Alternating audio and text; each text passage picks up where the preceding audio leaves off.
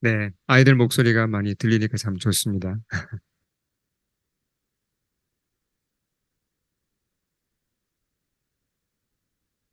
네, 우리 계속해서 로마서 말씀으로 주님의 메시지를 잘 듣겠습니다. 우리 앞을 보시면서 오늘 설교의 제목 우리 크게 한번 같이 읽어볼까요? 네, 시작. 네, 불의의 도구인가, 의의 도구인가. 네, 지난 시간 우리 말씀을 잠깐 복습을 하고 오늘 말씀으로 들어가겠습니다. 11절이 지난주에 우리가 어, 그 핵심 말씀으로 주신 말씀입니다. 자, 11절 보시면 기억나시죠? 자, 여기서 우리는 두 가지를 기억해야 됩니다. 첫째는 우리가 예수를 믿으면 먼저 우리의 신분이 변화합니까? 우리의 아이덴티티가 변화하죠. 예, 죄인에서 의인으로 변화되고 또 예, 이제 세상에 속한 사람이었는데 이제 하나님의 백성이 되고 우리의 신분은 변화됩니다. 그렇죠?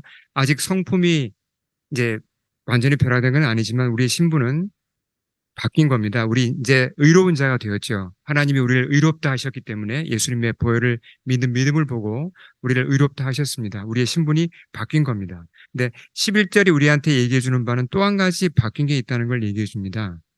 뭐가 바뀌었다는 거죠? 우리의 본질, 네이처가 바뀌었다는 겁니다. 자, 본질이 어떻게 바뀌었습니까? 과거에는 우리가 예수 믿기 전에는 우리의 본질이 지금과 예수 믿고 나서와 다릅니다. 자, 근데 뭘로 표현하죠? 죄에 대하여는 살았습니까? 우리가 죽었습니까? 과거에는. 과거에는 죄에 대하여는 살아 있었습니다. 그러니까 죄가 우리를 이끌면 끌려갔어요. 죄가 손짓하고 이렇게 오라고 하면 우리가 거기에 예, 끌려갔습니다. 죄에 대하여는 살아있던 자였습니다. 죄에 반응하고 죄에 이끌리고 죄를 즐거워하고 근데 하나님께 대하여는 살았습니까? 죽었습니까? 과거에. 하나님께 대하여는 우리는 죽은 자들이었습니다. 예, 하나님께 대해서 아무리 얘기해도 반응이 없었어요. 뭐 그런 게 있나 보다. 아무리 뭐 좋은 간증을 누가 얘기해줘도 덤덤하게 뭐 당신이나 잘 믿고 잘 좋아하세요. 반응이 없었어요. 우리는 하나님께 대하여는 죽은 자였습니다. 근데 예수님의 공로로 우리가 거듭나서 하늘의 생명이 우리 속에 들어오니까 반전이 일어났죠. 우리의 본질이 바뀐 겁니다. 어떻게 바뀌었죠? 이제는 하나님께 대하여는 살아있는 자가 되었어요. 어떻게 살아있는 자가 되었죠? 우리가 지금 예배를 지금 드리고 있잖아요. 우린 하나님 말씀을 갈급해 하고, 그렇죠? 하나님을 찬양하고 싶어지고, 하나님과 교통하는 게 너무 즐겁고, 그렇죠? 하나님께 대하여 살아있는 자가 되었습니다. 하나님 말씀을 이해하게 되고, 하나님 말씀을 전하고 싶어지게 되고, 그렇죠? 그러니까 죄에 대하여는 죽은 자가 되었습니다. 이게 이제 전혀 죄의 유혹을 받지 않는다는 얘기가 아니라 이제는 죄를 짓고는 못 사는 존재가 된 겁니다. 과거에는 죄를 지어도 이게 죄인지도 모르고 그냥 죄 속에서 살았어요. 그냥 죄와 함께 더불어 그냥 살았습니다. 이제는 조금만 죄를 지어도 어떻습니까? 마음이 불편하죠. 예. 그래서 죄 짓고는 못 사는 존재가 되었습니다. 그러니까 죄를 지어도 이제 오래 못 가서 회개해야 돼요. 주님이 그렇게 우리를 또 몰아가십니다. 죄에 대하여는 이제 우리는 죽은 자가 되었습니다. 죄와 더불어 살 수 없는 자가 되었다는 얘기입니다. 이게 우리 본질의 변화죠. 그렇죠? 자, 11절은 명령문으로 되어 있어요. 명령문인데 헬라어에서 보시면 명령문이 이게 현재 시제를 써서 명령문을 이렇게 하면 이게 계속하라는 계속 명령의 뜻입니다. 한 번 하고 끝나는 명령이 아니라 계속하라는 겁니다. 그러니까 뭐라고 명령을 하는 거죠? 너희가 이제 죄에 대하여는 죽은 자로 여기고 하나님께 대하여는 살아있는 자로 여겨라. You must consider continuously. 계속해서 그렇게 여기고 살라는 겁니다. 매일. 아, 그렇지. 나는 죄에 대하여 죽은 자야. 하나님에 대하여 산 자야. 이걸 계속 우리가 예, 계속 상기하며 살아야 된다는 얘기입니다. 이게 우리 신자가 승리하는 중요한 비결이죠. 자, 요즘 여러분 혹시 보이스피싱 메일 그 뭐 문자나 이메일이나 뭐 음성 메시지 받아본 적 있으십니까? 많이 오죠. 보이스피싱이. 당해보신 분도 아마 계실 거예요. 전혀 내가 설마 그런 보이스피싱에 당할까? 근데 당합니다, 여러분. 너무나 교묘하게 뭐 별 방법을 다 쓰거든요. 뭐 무슨 캐나다 정부 흉내를 내고 뭐 이런 식으로 해가지고 뭐 입금을 하라고 개인 정보 빼내고 이런 식으로 정말 교묘한 방법으로 우리를 공격합니다. 자, 여러분 그러면 이 보이스피싱이나 이런 이메일 문자로 오는 이런 사기를 여러분 조심하고 사십니까? 안 당하려고 그렇게 문자가 와도 이상하다. 이메일이 와도 이거 좀 걸러야 될 것 같아. 조심하시죠. 저도 굉장히 조심합니다. 자, 그러면 사탄이 영적으로 우리를 속이고 공격하고 우리한테 영적인 사기를 치는 것 이거 조심하고 사십니까? 우리 한번 돌아볼 필요가 있어요. 보이스피싱을 더 조심합니까? 아니면 사탄한테 내가 당하지 않고자 더 조심하십니까? 예. 근데 성경적으로 보면 사탄은 뭐라 그랬죠? 밤낮 쉴 새 없이 갖은 교묘한 전략으로 전술로 우리를 속이고자 공격을 해옵니다. 실제로. 성경이 말씀하시는 바잖아요. 우는 사자와 같이 두루 다니며 삼킬 자를 찾는다고 그랬습니다. 현실이에요. 그러니까 우리가 보이스피싱을 조심하는 것 이상으로 사탄의 공격에 영적인 보이스피싱에 당하지 않고자 조심을 해야 되는 겁니다. 그렇죠? 자, 그러기 위해서 오늘 말씀이 굉장히 중요하다는 얘기입니다. 그래서 유혹이 다가올 때 이걸 내가 분별할 수 있어야 되고 어떤 사탄이 나로 하여금 죄를 짓게 만들려고 하잖아요. 그때 이걸 분별하고 내가 막아낼 수 있어야죠. 그렇잖아요. 이거 영적인 보이스피싱이야. 이거 당하면 안 돼. 내가 넘어가지 말아야지. 이걸 알아야 분별을 하죠. 그렇잖아요. 그런 대비가 되어 있어야 된다는 얘기입니다. 그런 면에서 오늘 말씀이 굉장히 중요합니다. 자, 그래서 바울이 이런 얘기를 합니다. 다음 말씀 보시면 다시 읽어볼까요? 12절 시작. 그러므로 너희는 죄가 너희 몸을 죽을 몸을 지배하지 못하게 하여 몸의 사욕에 순종하지 말고. 자, 이게 이제 영적 보이스피싱을 조심하는 지침이거든요. 바울이 우리 몸에 대해서 얘기를 합니다. 우리 몸 자체는 좋은 거죠. 이거 전혀 나쁜 게 아닙니다. 그렇죠? 몸에 근데 바울이 뭘 하지 마라 그랬습니까? 몸의 사욕에 순종하지 말라고 합니다. 몸의 사욕. 패션이란 말을 썼죠. 사욕. 이게 어떤 이제 좀 죄악된 소원을 얘기합니다. 몸에는 여러 가지 디자이어가 있습니다. 욕망이 있습니다. 뭐 우리가 잘 알죠. 음식을 먹고 싶은 그런 욕망이 있고 자고 싶고 쉬고 싶고 즐기고 싶고 좋은 것을 보고 싶고 여러 욕망이 있습니다. 욕망 자체가 나쁜 건가요? 아니죠. 이건 전혀 하나님이 주신 좋은 겁니다. 근데 이 욕망이 지나치게 되면 이제 문제가 되죠. 식욕 자체는 얼마나 좋은 겁니까? 근데 식욕이 좀 잘못 비틀어진 게 뭐죠? 이게 알코올 중독으로 가는 겁니다. 내 입으로 들어가는 음식인데 이게 결국 그렇잖아요. 이제는 거꾸로 돼서 내가 알코올에 붙잡히게 되는 겁니다. 욕망이 비틀어지면, 욕망이 지나치게 되면, 여기서 이제 죄가 발생하고 내 인생이 이제 어려워지는 것입니다. 사탄이 이것을 이용한다는 얘기죠. 그러니까 사탄은 정말 많은 것을 이용하는데 특히 인간의 욕망, 인간의 어떤 그런 버릇들을 이용한다는 겁니다. 우리가 사탄에 대해서 이제 잘 알아야 되기 때문에 참고로 하나 말씀을 드리겠습니다. C.S. 루이스는 뭐 여러분 다 아시죠? 근데 루이스의 책은 중요한 책이 많은데 뭐 예를 들면 순전한 기독교, 미어 크리스찬이티 이건 꼭 우리가 읽어야 될 책이고 또 하나 중요한 책이 스크루테이프의 편지입니다. 읽어보신 분 한번 손들어 보시겠습니까? 아시죠? 근데 짧은 책인데 이거 꼭 가지고 계셔야 될 책입니다. 평생 옆에 두고 봐야 될 그만큼 중요한 책인데요. 어떤 내용이냐면 이게 루이스가 이렇게 어, 당연히 이제 지어낸 거죠. 어떤 식으로 이걸 책을 지었냐면 직급이 높은 악마의 이름이 스크루테이프입니다. 이 악마가 직급이 높아요. 근데 자기보다 직급이 낮은 부하 악마인 워무드에게 조언 형식으로 편지를 쓴 겁니다. 이게 스크루테이프의 편지예요. 그러니까 굉장히 성경적으로 쓰여진 것이고, 그러니까 사탄의 전략과 전술이 어떤지, 어떤 식으로 사람을 유혹하고 공격하는지를 우리가 짐작할 수 있는 굉장히 좋은 자료입니다. 네. 그 책, 그 2장에 보면 이런 내용이 나와요. 자, 그러니까 직급이 높은 악마가 부하 악마에게 조언 이제로 보낸 편지에 이런 내용이 나옵니다. 여기서 한 부분을 제가 읽어볼게요. 너의 환자가 기독교인이 되었다는 소식을 듣고 몹시 불쾌했다. 아직 절망할 필요는 없다.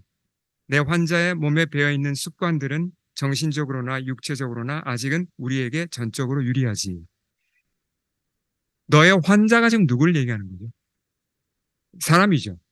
그러니까 이 어떤 악마가 이제 책임지고 있는 어떤 사람입니다. 그 사람이 크리스찬이 된 거예요. 그러니까 악마 편에서 보면 지금 큰일 난 거죠. 예.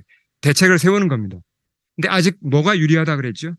그 사람의 예, 습관들, 좋지 않은 습관들, 육체적으로나 정신적으로 좋지 않은 습관들은 아직 우리 거다. 이걸 이용해서 그 사람을 조절할 수 있다는 겁니다. 공격할 수 있다는 거죠. 상당히 의미심장한 얘기입니다. 예.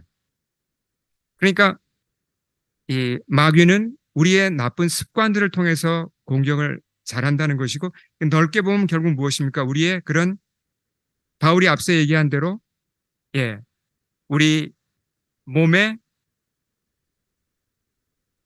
사역이죠. 몸의 사역과 관련된 것입니다. 예, 여기에 습관들이 많이 연결되어 있죠. 이런 걸 통해서 사탄이 공격을 한다는 것을 알 수 있습니다.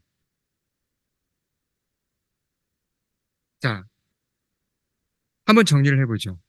죄와 싸워 보신 분들은 이해할 겁니다. 내가 잘 넘어지는 나쁜 습관이 있습니다. 이거 이기려고 하는데 또 넘어져요. 안 하려고 하는데 또 합니다. 이겨야지. 지지 말아야지. 어떤 특정한 죄에 대해서 각자 약한 것들이 있을 겁니다. 한 10년 후에 나는 승리했어. 나는 이제 그 죄한테 완전히 자유로워. 이렇게 말씀하실 수 있는 분이 별로 없을 겁니다. 그러니까 죄한테 이기려고 하고 그 죄를 안 지으려고 애를 쓰는 건 중요한 거예요. 중요한 겁니다. 해야 돼요, 그렇게. 근데 그것만으로는 역부족이에요. 무슨 얘기냐면 사탄이 죄로 공격을 해올 때 내가 그 죄를 안 짓고자 나를 방어하는 것만으로는 역부족이라는 얘기입니다. 사탄과의 영적 싸움에서 내가 방어하는 것만으로는 예, 주로 진다는 거죠, 내가. 그럼 어떻게 해야 되죠? 그 다음 말씀에서 바울이 얘기를 합니다. 자, 13절 오늘의 요절입니다. 우리 크게 한번 같이 읽겠습니다. 시작. 불의의 무기로 죄에게 내주지 말고 오직 너희 자신을 죽은 자 가운데서 다시 살아난 자 같이 하나님께 드리며 너희 지체를 의의 무기로 하나님께 드리라. 사실 참 놀라운 말씀이에요. 자, 이 가운데 어떤 말씀에 먼저 우리가 주목해야 되는가? 죽은 자 가운데서 다시 살아난 자 같이. 우린 사실 내 죄로 말미암아 마땅히 죽고 심판을 받을 자였습니다. 근데 예수님의 공로로 우린 살아난 거예요. 얼마나 감사합니까? 예, 죽었다가 살아난 겁니다. 정말. 사람이 죽었다가 살아나면 얼마나 그 인생이 새로워집니까? 야, 내게 새 인생이 주어졌구나. 이제 다시 한번 제대로 살아봐야지. 그런 자세로 살지 않습니까? 어떻게 살아야 된다고요? 너희 지체를 불의의 무기로 죄에게 주지 말라고 하시고, 자, 이거 여기까지는 아직 방어죠. 방어하는 겁니다. 근데 좀 더 적극적인 어떤 공격적인 건 어디에 나오죠? 너희 자신을 죽은 자 가운데서 살아난 자 같이 하나님께 드리며 그랬습니다.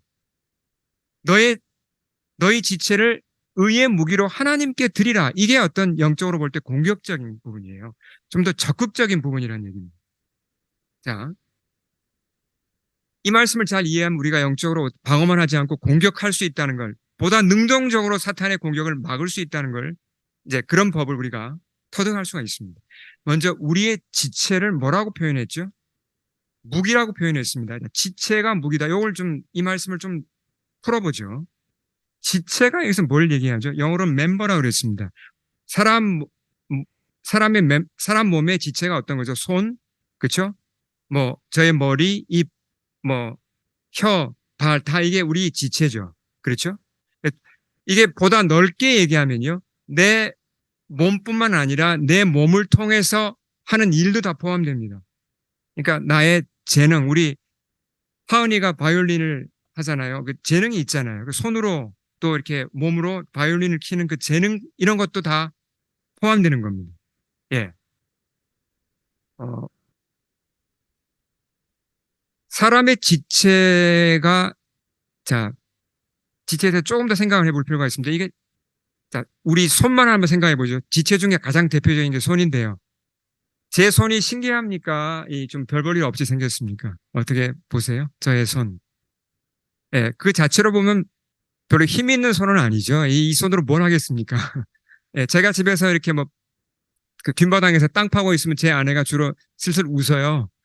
예, 당신 그 땅 파는 일 했으면 참 힘들 뻔했다고. 예, 저는 그런 일은 잘 못합니다. 그러니까 이게 참 약해 보이잖아요. 근데 사람의 손이 굉장히 정교합니다. 자, 지금 로봇 공학이 굉장히 발달되어 있습니다. 로봇 공학. 로봇을 만드는 지금 기술이 엄청나게 발전했죠.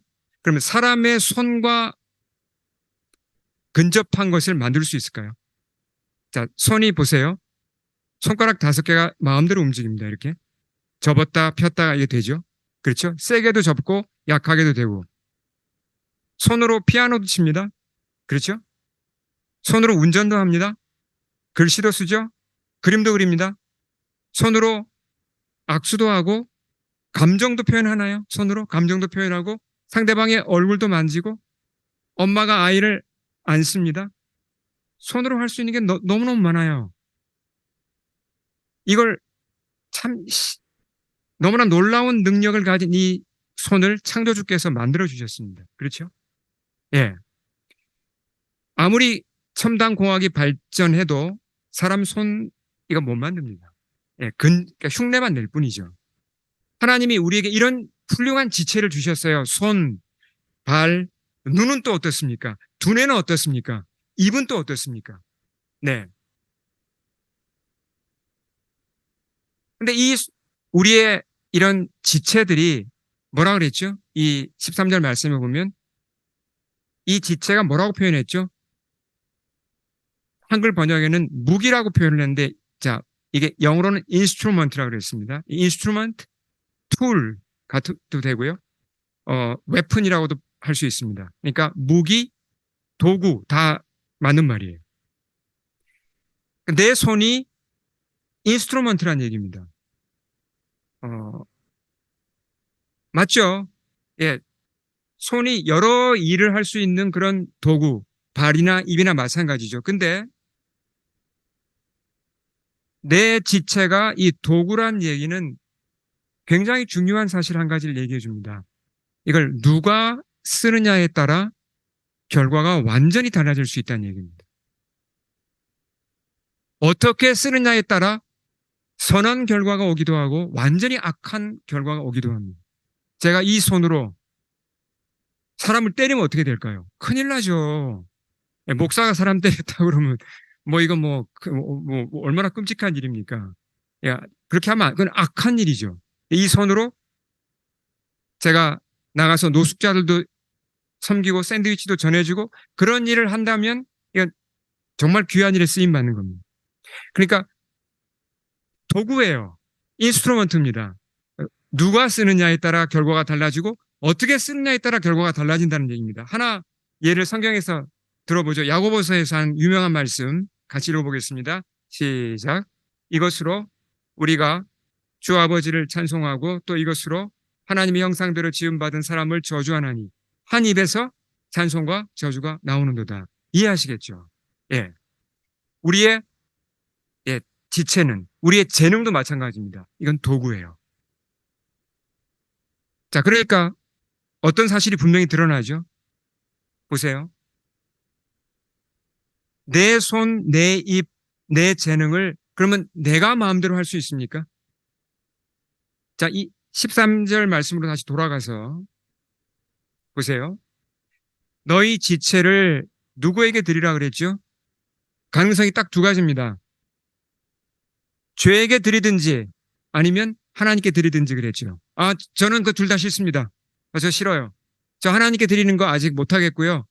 죄한테, 사탄한테도 저는 안 줍니다. 제가 가지고 있을 겁니다. 제 마음대로 할 겁니다. 가능한가요, 이게? 그게 안 된다는 얘기입니다. 하나님께도 안 드리고, 죄에게도 안 주고, 내가 마음대로 할 수 있다고 생각하는 사람들은 결국은 어떻게 합니까? 누구한테 붙잡혀서 쓰임 받는 거죠? 죄에게 붙잡혀 쓰임 받고 있다는 겁니다. 그게 성경의 메시지예요. 무섭지만 그게 진리입니다. 예. 그래서 우린 굉장히 중요한 질문 앞에 서야 됩니다. 특히 우리 청년들, 우리 청소년들 잘 들으세요. 여러분 앞으로 살아갈 날들이 우리 어른보다는 더 많잖아요. 잘 들으셔야 돼, 이 질문을. 나의 이 지체, 나의 재능을 무엇을 위해 쓸 건가 하는 겁니다. 무엇을 위해서 또는 누구를 위해 쓸 건가 진지하게 생각해 보셔야 돼요. 무슨 얘기냐면 이건 내가 내 마음대로 할 수 없다는 겁니다. 내 마음대로 하려고 하면 어떻게 된다 그랬죠? 결국은 죄에게 쓰임 받을 수밖에 없어요. 그러니까 어떤 질문으로 다시 좁혀지죠? 나는 과연 나의 재능과 내 지체를 하나님께 제대로 드리고 있냐는 겁니다. 그렇지 않으면 내 인생은 결국은 헛살 수밖에 없다는 겁니다. 네.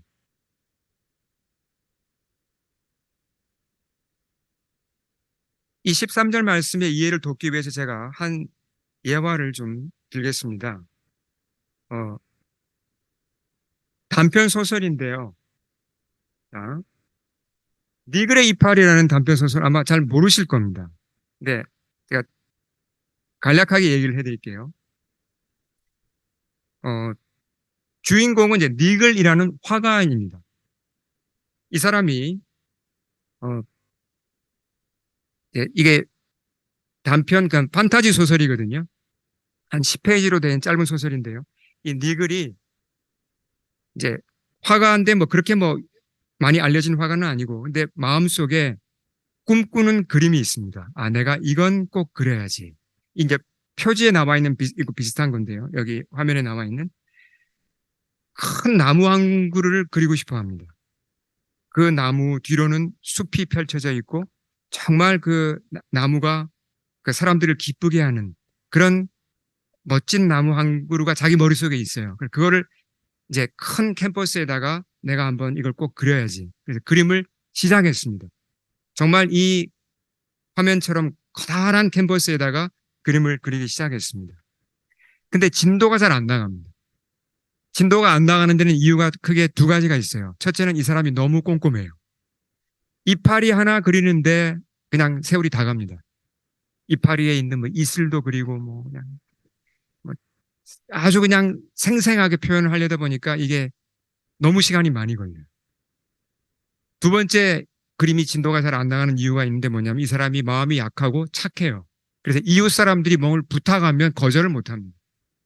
뭐 도와달라 그러면 가서 도와줍니다. 근데 거의 매일 도와달라 그래요, 사람들이. 그러니까 매일 도와주다 보니까 그림 그릴 시간이 별로 없습니다. 근데 이 사람이 또 뭘 알고 있습니다. 뭐냐면 언젠가 먼 길을 떠나야 한다는 사실을 알고 있습니다. 그게 이제 소설에서 암시하는 바는 그게 죽음이에요. 죽고 어떤 이제 이 세상을 떠나야 된다는 걸 이제 이 사람이 알고 있습니다. 그래서 자기가 죽기 전까지 어떻게 해서라도 이 그림을 좀 완성하려고 애를 쓰는데 진짜 진도가 안 나갑니다. 그러다가 어느 날, 예, 결국은 이 세상을 떠나게 되었고 그림은 그냥 거의 시작한 단계에서 그냥 이파리 몇 장 그리고는 미완성작으로 남겨놓고 이 세상을 떠나갑니다. 이 그림은 별로 주목을 받지 못해요. 왜냐하면 미완성작이고 사람들이 뭐 별로 알아주는 작가도 아니었고 그래서 그냥 마을 박물관에 그래도 뭐 어떻게 흘러 들어가서 거기 걸려 있고 몇 사람 정도 겨우 그냥 그림을 볼 뿐입니다. 그렇게 잊혀졌어 이 세상에서는. 근데 니글이 이 세상을 떠나서 도착한 새로운 세상으로 이야기가 이어집니다. 이제 그 소설은 그곳이 하늘나라라는 것을 암시해줘요. 근데 그곳에 이제 쭉 이렇게 돌아보다가 니글이 깜짝 놀랍니다. 큰 웅장한 나무가 한 그루 있는 거예요. 근데 그 나무가 가만히 보니까 자기가 그리려고 했던 바로 그 나무입니다. 그 나무가 실물로 존재하는 거예요. 놀란 거죠. 가까이 가서 보니까 이파리도 보니까 자기가 그렸던 바로 그 이파리가 맞고 그 나무 뒤로는 자기가 그리고자 했던 그 신비한 숲이 그대로 다 있습니다. 실물로. 자, 이제 소설 이야기를 제가 뭐 그냥 중요한 줄거리만 얘기를 했습니다. 이 소설에 담긴 메시지가 뭘까요? 니글의 이파리라는 이 단편의 작가는 여기 이름이 나와 있지만 톨킨입니다. 톨킨이 뭘 쓰셨는지 혹시 기억하시는 분 계세요? 톨킨. 톨킨이 쓴 작품이 바로 The Lord of the Rings, 반지의 제왕이라는 유명한 소설을 썼죠. 이 소설은 지금 출판된 책 중에 역사상 네 번째로 많이 팔린 책입니다. 어마어마하게 많이 팔렸고 영화로 제작이 되었죠. 1, 2, 3편. 예. 그리고 호빗이라는 책을 쓰고 이것도 물론 영화로 되었습니다. 아주 유명한 작가고 옥스퍼드대 영문과 교수입니다. 그분이 쓴 단편 소설인데요. 무슨 얘기를 한 겁니까, 여기서? 자, 그러기 위해서 톨킨을 좀 어떤 사람인지 우리가 돌아볼 필요가 있습니다. 톨킨이 거듭난 크리스찬이었습니다. 톨킨이 믿고 있었던 바가 있는데 뭘 믿었냐면 그러니까 다시 말해서 이 니글의 이파리라는 이 단편 소설을 통해서 톨킨이 말하고자 하는 바를 한 문장으로 제가 압축을 해보겠습니다. 잘 들어보세요. 사람들이 하나님을 위해 하는 모든 수고는 아무리 작은 것이라도 헛되지 않고 영원한 가치가 있다. 이 얘기를 하고 싶은 겁니다. 자, 다시 그 소설 얘기를 잠깐 해볼게요. 보세요. 그 니글이 하늘나라에 가서 봤을 때 나무가 있었습니까? 있었죠. 실물로 있었습니다. 자, 그러면 그 나무하고 자기가 그린 그림의 관계는 어떤 관계가 있는 거죠? 무엇이 먼저일까요? 그림이 먼저일까요? 실물 나무가 먼저일까요? 나무가 먼저라고 대답하신 분 계시고, 아니다, 그림이 먼저다. 어느 쪽이 먼저일까요? 소설에서 얘기하는 바가 뭘까요? 나무가 먼저라는 얘기입니다. 그럼 그 나무를 어떻게 알고 그렸죠? 자, 이게 굉장히 중요한 메시지인데요. 잘 보세요. 니글이 자기도 모르게 어떤 도움을 받아서 하늘나라에 있는 실물 나무, 그것의 일부를 그린 겁니다. 그리고 세상 사람들에게 그걸 보여준 거예요. 뭐죠? 무슨 얘기를 한 겁니까? 여러분, 하나님 나라는 이렇습니다. 제가 그 한 부분을 보여드릴게요 하고 그림을 그린 게 그의 나무였어요. 하나님에 대하여, 하나님 나라에 대하여, 천국에 대하여 그가 인스파이어, 영감을 얻어서 그림을 그려서 보여준 겁니다. 하나님 나라를, 하나님을 사람들한테 소개해 준 거예요. 자기도 모르는 사이에 그 일이 일어난 거죠. 그러니까 우리가 하나님께서 기뻐하시는 일을 한다는 건 뭘 얘기하는 겁니까? 하나님께서 기뻐하시는 일을 한다는 것은 이 니글이 한 일과 이 화가가 한 일과 비슷한 일을 하는 겁니다. 하나님을 사람들에게 부분적으로나마 내가 보여주는 겁니다. 하나님 나라를, 천국을 부분적으로나마 사람들한테 소개해 주는 겁니다. 천국이 있어. 진짜 있는 거야. 하나님 계셔. 구원이 있는 거야. 이걸 보여주는 겁니다. 뭘 통해서요? 내 재능을 통해서. 내 직업을 통해서. 내가 하는 일을 통해서. 심지어 내가 집에서 하는 작은 일을 통해서도 그 일을 보여줄 수 있다는 겁니다. 내 아이들한테, 내 남편한테, 내 아이들한테 그렇게 할 수 있다는 겁니다. 그 일이 하나님께 드려지는 일이라면, 하나님이 기뻐하시는 일이라면, 내가 누구에게 물 한 잔을 대접을 하더라도 그 행동을 통해서 하나님의 사랑은 이런 거야. 하나님은 이런 분이야. 내가 알려줄 수 있다는 겁니다. 이해하시겠죠? 네.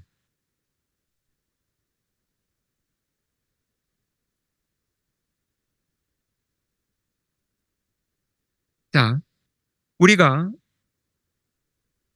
다시 13절 말씀으로 돌아가서 정리를 하고 마치겠습니다.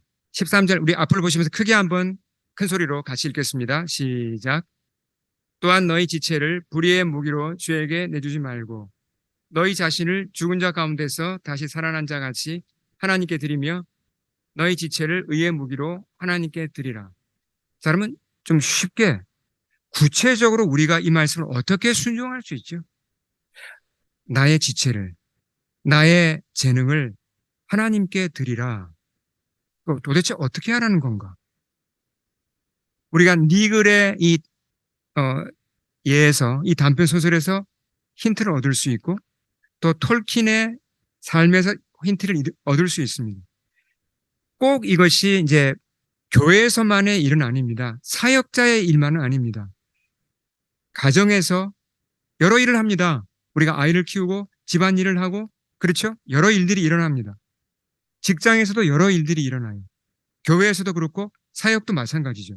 모든 분야에 있어서 우리가 하나님께 내 재능과 내 지체를 드릴 수 있습니까? 그럼 어떻게 알죠? 내가 지금 드리고 있는지 아닌지를? 내가 지금 하는 이 일이, 어떤 일이 하나님을 기쁘시게 하는 일이라면 맞는 겁니다. 이게 하나님을 기쁘시게 할까? 하나님께 기쁜 일이 될까? 맞다면 그것은 그 일을 하는데 내 지체와 내 재능을 하나님께 드리고 있다는 겁니다. 그러면 그 일의 가치는 어떤 가치가 있다는 거죠? 영원한 가치가 있다는 거죠. 니글의 이파리가 그걸 보여준 겁니다. 영원한 가치가 있다는 거예요. 그렇지 않으면 우리는 어떻게 됩니까? 결국은 내 재능과 내 능력과 내 지체를 열심히 쓸 수 있습니다. 사람들이 열심히 살아요. 자기가 좋아하는 일 열심히 합니다. 그래서 그 분야에서 성공하기도 합니다. 사회적으로 어떤 크게 되기도 합니다. 그러나 하나님 보시기에 그게 기쁜 일이 아니라면 사실은 가치가 없는 일이죠. 그냥 지나가는 겁니다. 허무하게 끝나는 것입니다. 그래서 우리가 돌아볼 필요가 있어요. 집에서, 교회에서, 직장에서 나는 나의 재능과 내 지체를 어떻게 쓰고 있는가? 하나님께 드리고 있는가? 하나님이 기뻐하시는 일을 하고 있는가? 돌아봐야 되죠. 그게 하나님께 드리는 일이 맞다면 아무리 시시해 보여도 그건 정말 가치가 있는 일이고 그렇게 살아갈 때, 그런 일들을 추구하며 살아갈 때 우리가 인생을 성공적으로 살 수 있다는 것이고 죄를 결국은 이길 수 있다는 겁니다. 죄에게 끌려다니지 않을 수 있고 결국은 우리가 내 인생을 죄로 낭비하지 않고 하나님께 드려서 열매가 맺힌다는 겁니다. 그래서 바울이 고린도전서에서 부활을 얘기하면 맨 끝에 이런 얘기를 했죠. 자, 마지막 말씀입니다. 우리 같이 한번 크게 읽겠습니다. 시작. 그러므로 내 사랑하는 형제들아 견실하며 흔들리지 말고 항상 주의 일에 더욱 힘쓰는 자들이 되라. 이는 너희 수고가 주 안에서 헛되지 않은 줄 알미라. 아무리 시시해 보이는 일일지라도 아무리 루틴에 불과한 일일지라도 그 일이 하나님을 기쁘시게 하는 일이 맞다면 어떻습니까? 결코 헛되지 않습니다. 영원한 가치가 있습니다. 우리 함께 기도하겠습니다. 주님 앞에 머리 숙입니다.